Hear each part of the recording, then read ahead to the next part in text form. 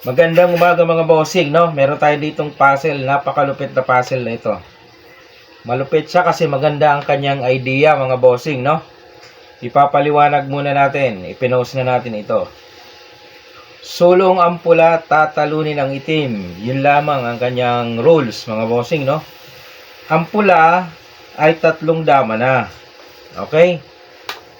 Samantalang itong itim may isang dama na sa center at isang piyon. Okay. Ang piyon na ito, mga boss, para malinaw, papunta po dito.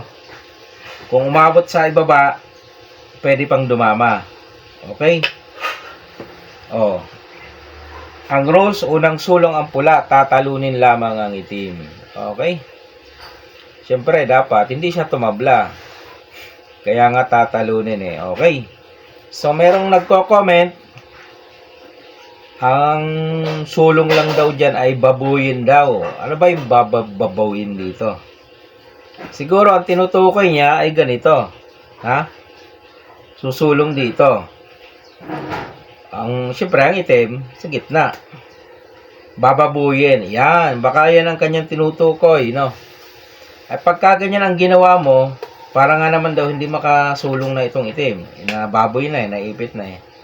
Pag ganyan ang ginawa mong solusyon, magbabalik-balik na lang to.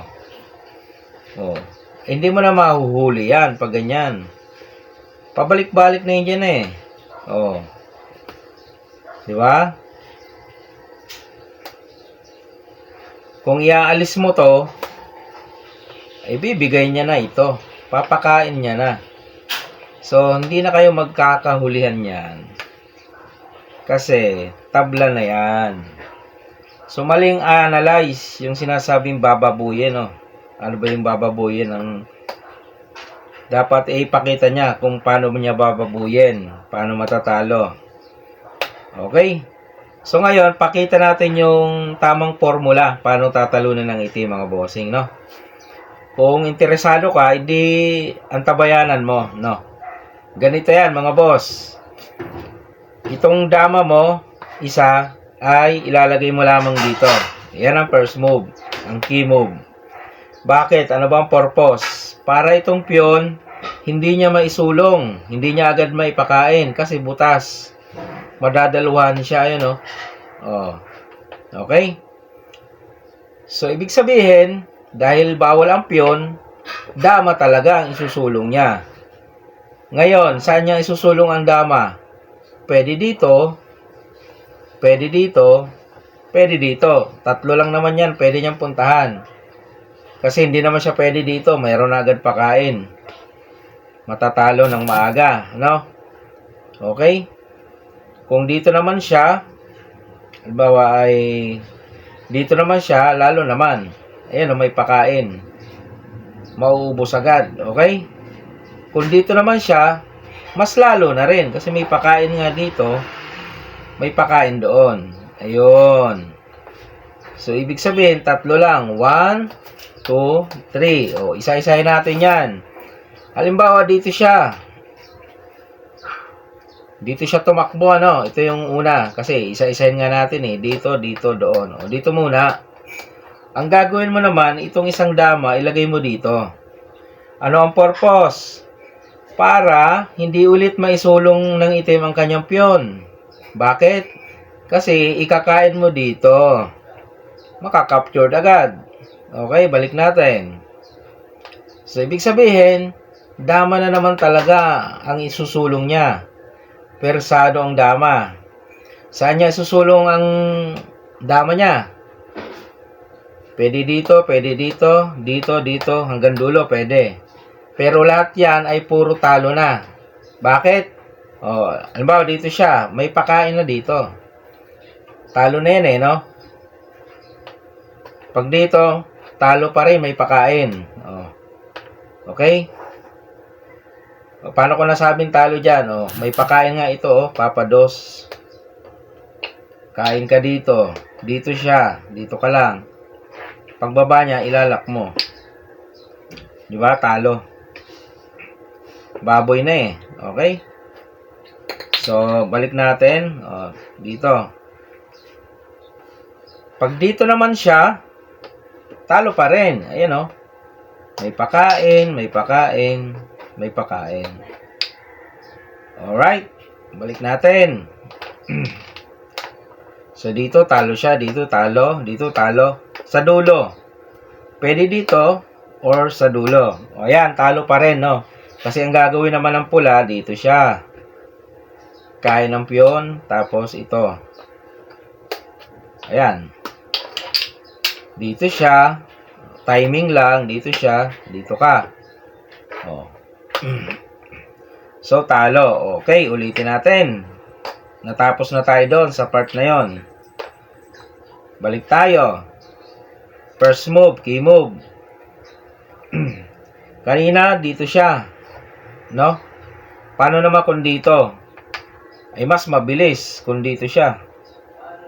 No? Yan, no? Kasi papakain mo na to eh. Tapos pakain dito. Ayan, mabilis ang kanyang pagkatalo dyan. Dito siya, dito ka lang, dito siya, dito ka lang. Yun, di ba? O, balik tayo. Isa-isa natin yan eh.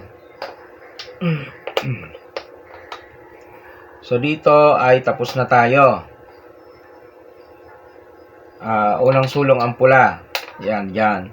Tapos na tayo dyan, okay? Tapos na rin tayo dito. Kasi, lanse. Bawal naman siya talaga dito, no?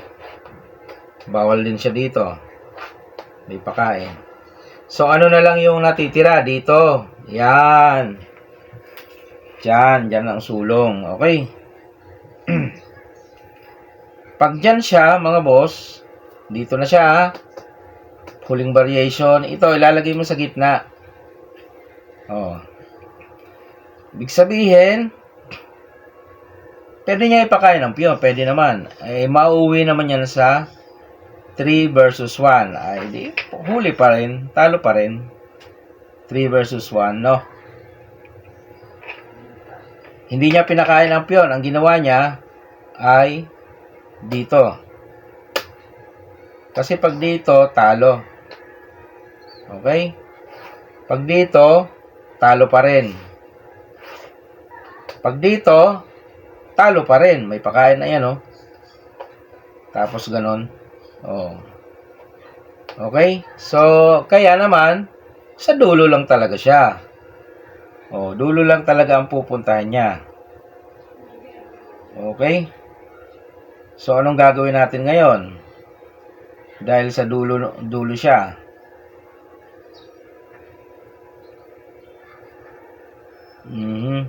Dito tayo. Yan, dito. Yan. Bawal siya dito kasi may pakain na naman. Oh. Pag dito, may pakain ulit. Huli na naman. Okay? Pag dito, may pakain ulit. Huli na naman. So, ang mangyayari, babalik talaga siya sa dulo. Yan. Pagbalik niya sa dulo, pepesto ka lang dito. Yan. Okay na, malapit na. Para pag aalis yung dama niya, halimbawa, aalis yung dama niya, umalis, ayan o, mahuli. O, okay? Balik natin. Kaya ang isa pa niyang option, ipakain na lang itong piyon. Yan. Pag pinakain ng piyon, dito mo lang ibagsak. Dito. Yan. Para pagtira ng dama niya, diba, sa dulo o kaya dito, huli. Yan o. Wala nang pupuntahan. Talo na, no? Aba, dyan. O. Alright. O, yan mga boss. Yan yung ano dyan, formula, yung solusyon dyan. Paano siya mahuhuli. O, yan o, ganyan. Hindi yung bababuyin mo, ay hindi mahuhuli yon. Dito lang o. Dito, talo. Pinakita natin, no? Dito, talo. Dito, talo rin. So, So, sa ganyang posisyon, wala talagang tabla itong itim, mga bossing, no? Kahit pa sabihin natin nasa sentro. Siguro kung itim na dito, yan. Tabla, no? Ay dahil nakaangat dito, may talo kasi hindi niya nga maibigay ito kasi madodos. Butas eh. Alright. Yun lang muna mga bossing, no? Napakagandang puzzle nito. At malupit ang solution. Accurate.